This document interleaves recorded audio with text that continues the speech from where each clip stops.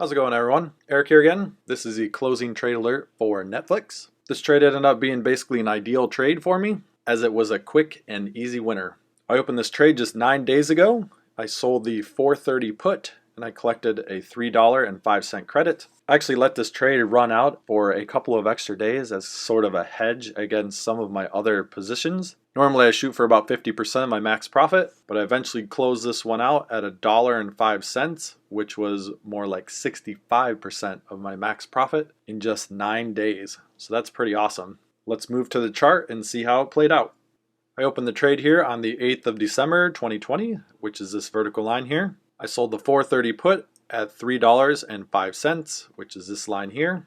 When I opened the trade on the 8th of December, the underlying stock price was right around $509.50. When I sell puts, I usually like to look for a down day or maybe a couple of down days in a row. This one was kind of a smaller down day. It just had a really big up day. So then this pushback here, I decided to sell. It didn't surprise me at all that there was this bigger down move right after it. I guess ideally I would have waited for the price action to touch this blue 20-day moving average. However, you just never know, because ever since then, I mean, look at this. It bounced back up and then up higher again and then really big up here. And now it's just humming along, slowly creeping higher, right? So if I would have skipped this day and then the next day would have stayed here and then just kept creeping, it's like that could have been my best entry, right? You just don't know. So I try to take advantage of a down day, even if it's a little bit of a smaller down day. It's better than selling on this day that was an up day. And really, besides this one big move down on the first day that my trade was open, this trade went in my favor the entire time. And especially by the time it hit this really big up day, I think on this day right here, which was only like 5 or 6 days after my open, I think I was already sitting at about 50% of my max profit.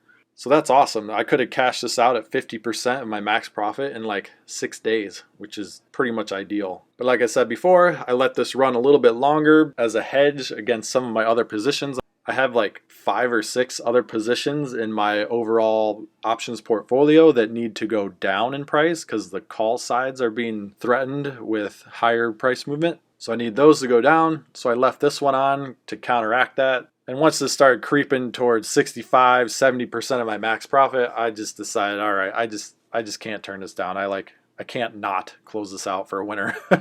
So I had a pretty solid entry point. You know, I mean, the MACD was climbing up here. So it seemed like there was good upward momentum, and sure enough, there was. And then the same with the RSI, was right here in the middle and slowly kind of creeping higher from this low here. It had a recent sell-off down, found support in this area, and it was starting to move up. So that's why it seemed like it was a good time to sell a put. Also, the longer term forecast has Netflix moving higher towards the $600 mark, I think. So all those together, it just made sense to sell a put. So I guess the final rundown here, the duration of the trade was 9 days, but like I said, I could have cashed that out earlier for 50% of my max profit. Would have been like 6 or 7 days instead. I ultimately ended up with 65.6% of my max profit, which is awesome. Return on capital was 4.7%, which is a little bit low, but considering how fast this trade worked in my favor, I'll take it. Because look at this, ultimately my profit per contract was $200.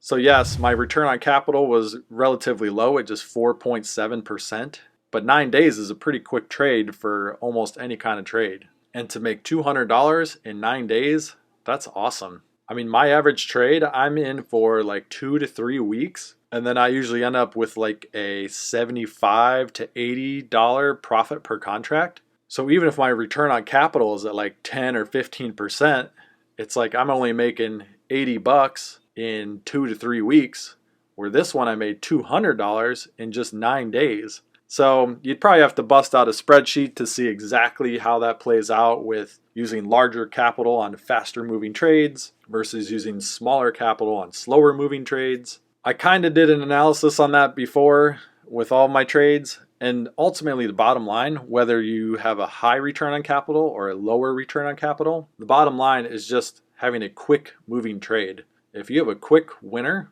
the capital required kind of doesn't matter. You're going to have the best rate of return on quick winners, which seems obvious, right? It's like the whole, I think it's called Occam's razor, right? the most likely answer is the most obvious answer, or whatever that saying goes.